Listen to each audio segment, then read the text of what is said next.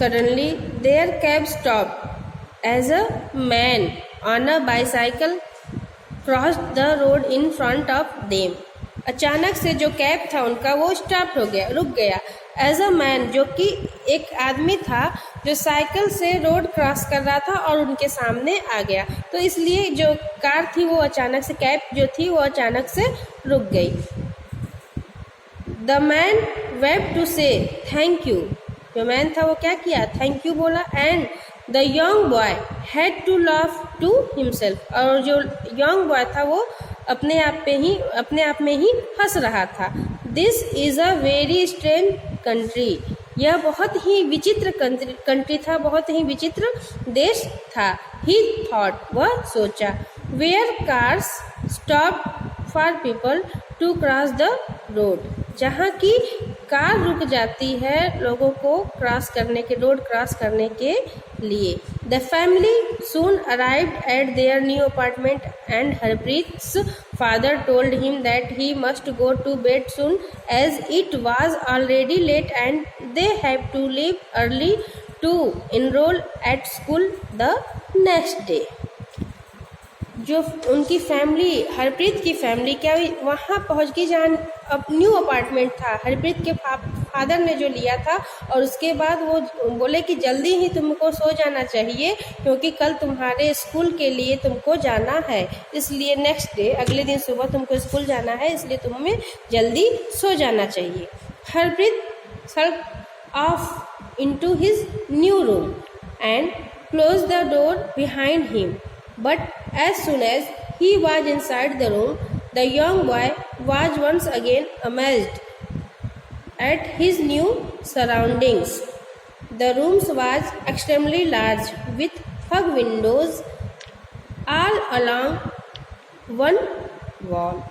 क्या होता है, हरप्रीत जो होता है वो अपने रूम में जाता है, न्यू रूम में, मतलब नए रूम में। अब वो नए सिटी में आया है तो जाहिर सी बात है कि वो न्यू रूम रहेगा उसके लिए, तो वो नए रूम में प्रवेश करता है और उसके बाद अपने डोर को क्लोज करता है। लेकिन जैसे ही वो अपने रूम के अंदर पहुंचता है वो देखता है कि फिर से उसको वही अमेज, मतलब होता है कि वह कल्पना करता है उसी यंग बॉय के लिए जो उसके चारों तरफ जैसे लग रहा है कि घूम रहा है, वो उसकी तरफ जो उसको रास्ते में जो घटना घटी थी उसे वही उस चीज़ की वो कल्पना कर रहा था। The room was extremely large, मतलब जो रूम था वो बहुत ही बड़ा था और उसकी एक खिड़कियाँ, मतलब एक दीवार पे क्या थी, बहुत बड़ी बड़ी विंडोज। हग मतलब होता है विशाल, तो बड़ी बड़ी खिड़कियाँ भी लगी हुई थी। The ceiling was high and the walls were painted light, जो उसका सीलिंग था वो बहुत हाई था और जो उसके दीवार थे वो भी लाइट कलर से पेंट किए हुए थे। The bed in the middle, और उस रूम में जो बेड था वो मिडल मतलब होता है बीच में, तो बेड कहाँ था, वो बेड उसका बीच में था। In the room seemed very inviting. Not knowing what else to do, he jumped onto the bed and sank his head into the soft pillows. Soon Harpreet was fast asleep.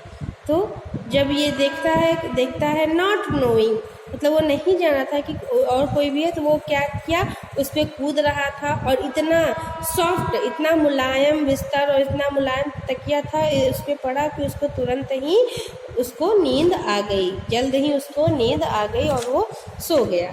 The following morning just before dawn Harpreet woke up and realize that it was not a bad dream. जैसे ही अगली सुबह वो जगता है, वो देखता है कि वह जगता है तो उसको फील होता है कि यह बुरा सपना नहीं था। He really was in London, वह कोई बुरा सपना नहीं देख रहा है बल्कि वह देखा कि वह लंदन में है। He crawled out of bed and look out of the window at the few people below, वो अपने बेड से नीचे उठ आता है और उसके बाद देखता है खिड़की से नीचे तो कुछ लोग नीचे दिखाई देते हैं। It was also different from Amritsar, यह जो था वो अमृतसर से लंदन क्या है वो डिफरेंट था, अलग था। He missed the chanting of Guru Granth Sahib from the Golden Temple. The sultry air, the people, the noisy buses, the knocking cars and rickshaws. There was something very comforting about that noise. He was used to it and he missed it already. तो he missed, chanting मतलब होता है गुणगान, तो वह miss कर रहा था वो अमृतसर के गुरु ग्रंथ के साहब की गोल्डन टेम्पल और उसके बाद वो वहाँ के लोगों की नॉइज़ आवाज़, बसेस और हॉकिंग मतलब आवाज़, कार और रिक्शे की आवाज़, इन सबको वो क्या कर रहा था, मिस कर रहा था. There was something very comforting, वहाँ वो क्या कर था, बहुत ज़्यादा कंफर्ट फील कर रहा था. भले वहाँ नॉइज़ था, आवाज़ था, लेकिन फिर भी वो उसको क्या कर रहा था, मिस कर रहा था. वहाँ फिर भी वो आराम से ही था. He decided to get ready quickly for school, वह निश्चित किया कि वह जल्दी स्कूल के लिए चला जाएगा. He sat on the floor and pulled his bag towards him. वो क्या करता है, बैठता है और तुरंत ही जमीन पर अपना बैग को खींच लेता है. But just as he began to unzip the bag, he noticed, मतलब जैसे ही बैग का अपने चैन खोलता है वह देखता है that it looked different, यह अलग है. Since there was no lock, इसमें लॉक नहीं है. He opened the bag and there was no flash of gold like from a pirate's chest. Pirate's chest मतलब होता है समुद्री लुटेरे. उसमें जैसे लग रहा था उसको ये उसका बैग नहीं है, उसमें न लॉक था, और जैसे ही वो बैग को खोलता है तो वो देखता है कि उसमें गोल्ड का फ्लैश है. उसके बाद वो क्या बोलते हैं, समुद्री लुटेरे के जैसा है. फिर इनसाइड ही सा समथिंग शाइनी एंड फैमिलियर, वो कुछ चमकीला देखता है.